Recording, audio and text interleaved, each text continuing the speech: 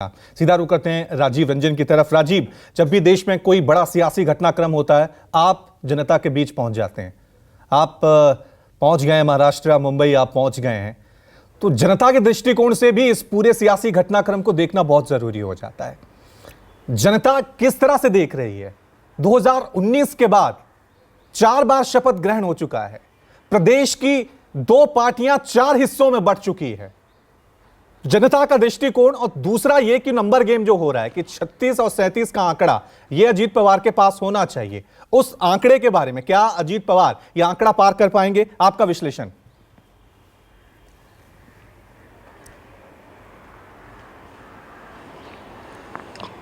देखिए रवि, जैसा आपने कहा, लोकतंत्र में जनता के पास सिर्फ एक मौका आता है जब चुनाव होता है और वो मतदान करती है और उसी से उसका निर्णय पता चलता है। लेकिन एक बार चुनाव के बाद जब नेता अपना खेल खेलने लगते हैं, तब जनता के पास कोई विकल्प नहीं रहता।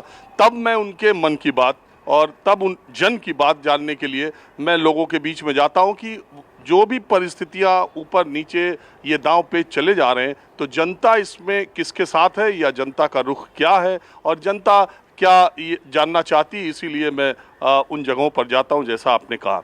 देखिए, हमारे वरिष्ठ सहयोगी विनोद जगदाले जो मुंबई में बहुत दिनों से काम कर रहे हैं और राजनीति की नब्ज बहुत मुंबई की पहचानते हैं, उन्होंने ही सुबह खबर दी थी, लेकिन वो अपने बोलने में ये भूल गए कि उन्होंने ही ये खबर हम लोगों को दी थी कि आज मुंबई में अब तक की सबसे हाई टाइड 1:36 पर अरब सागर में आने वाला है और उसके बाद मौसम के बहुत तेजी से बदलने और तेज बारिश होने की संभावना है। मतलब समय क्या है? 1:36। मतलब शरद पवार की जब बैठक के आधे घंटे होंगे तो समुद्र की लहरें 5 मीटर ऊंची तक मुंबई में तटों पर टकरा सकती है। तो यही उसका इंतज़ार है कि जो अभी मंथन चल रहा है सियासी समुद्र के अलावा, तो ये जो सन्नाटा दोनों तरफ आपको दिखाई दे रहा है, मुझे ऐसा लगता है कि 1:30-2 बजे तक ये पता चल जाएगा कि किस करवट ऊंट बैठा।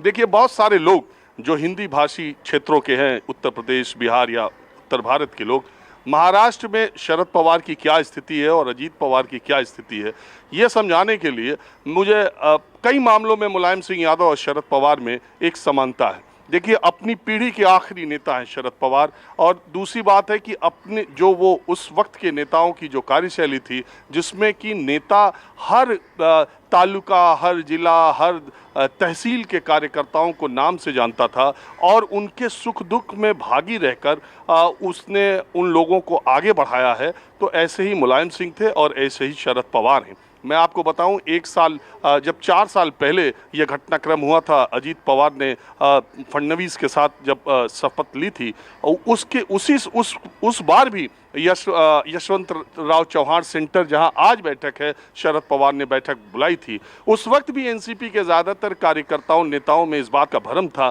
कि ये चाल शरद पवार की है। इस वक्त भी यह भ्रम है कि ये चाल शरद पवार की है। शरद पवार ने उस बार जब क्लियर कर दिया कि इसमें उनका कोई हाथ नहीं था, आप यकीन मानिए, यशवंत राव चौहान सेंटर पर मैं खुद था, किलोमीटर तक लंबी लंबी गाड़ियां लगी थी। मैं अक्सर ये किस्सा सुनाता हूं। तो मैंने वहां के नेताओं से पूछा, उन्होंने कहा कि अगर शरद पवार, और महंगी महंगी गाड़ियां थी, उन्होंने कहा कि अगर पवार साहेब, कार्यकर्ता उनको साहेब बोलते हैं जैसे मुलायम सिंह को नेताजी बोलते हैं, उन्होंने कहा कि अगर साहेब इशारा करेंगे तो हम इन गाड़ियों को आग लगा देंगे, 1 मिनट भी नहीं लगेगा। साहब ने हमें साइकिल से मर्सिडीज तक पहुंचाया है, साहब ने हमें गांव से विधानसभा तक पहुंचाया है।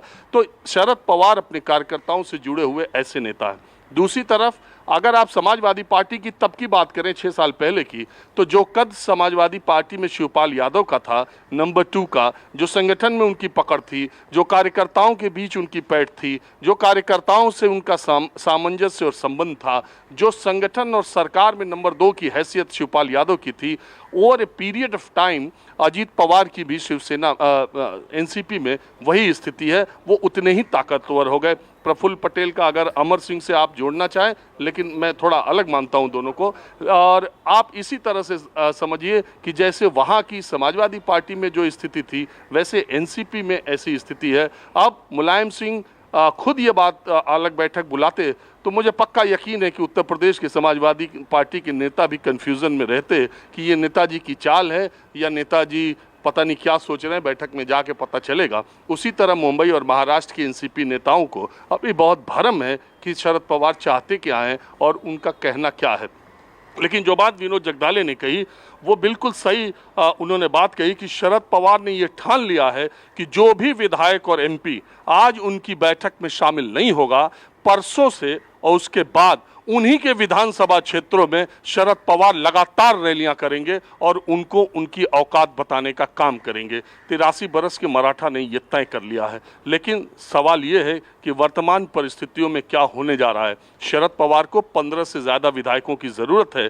अगर 15 से ज़्यादा विधायक उनकी बैठक में पहुंचे तो अजीत पवार दल बदल कानून के तहत अजीत पवार और उनके विधायकों की सदस्यता जा सकती है। लेकिन शरद पवार ने यह तय किया, अभी तक आगे क्या करेंगे भगवान भी नहीं जानता, अभी तक ये तय किया है कि वो अदालत में का दरवाजा खटखटाएंगे नहीं।